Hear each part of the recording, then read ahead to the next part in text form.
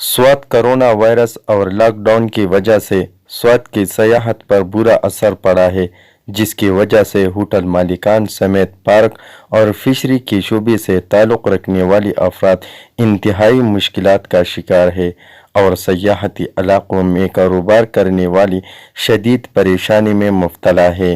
हाँ बिल्कुल, लॉकडाउन की वजह से तो स्वात मुकम्मल मुतासर हुआ है। इसकी साथ साथ हमारे होटल इंडस्ट्री और ट्राउट फार्मिंग दोनों बहुत मुतासर हुआ है, क्योंकि स्वात वैसे भी सियाहती इलाक़ा है, तो यहाँ पे यही रोज़गार चल रहा है। तो इसके साथ हमारे साथ होटल में भी 5-6 मुलाजिम काम करते हैं।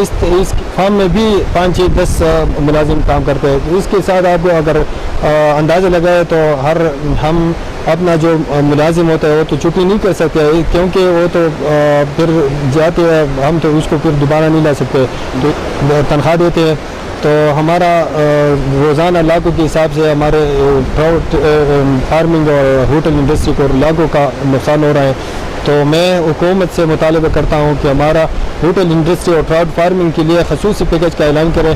तो ज़िली इंतज़ामिया जो है उसका मैं शुक्रिया अदा करता हूँ, अपने होटल इंडस्ट्री और ट्राउट फार्मिंग के तरफ से उसका शुक्रिया अदा करते हैं। शुक्रिया। बहुत लोग आ रही थी ये सीज़न में, और अभी आप लोग देख रहे हैं यहाँ पे कोई भी नहीं है। इलाक़ों से या लोग सैर के लिए आते हैं, मगर आजकल जो लॉकडाउन है उसकी वजह से यहाँ के इलाका जो हुकूमत को चाहिए कि होटल्स और ट्राउट फार्म की कारोबार से मुंसलिक लोगों के लिए खसूसी पैकेज का ऐलान करे। कैमरा टीम के साथ रियाज अहमद, मदियन, स्वात।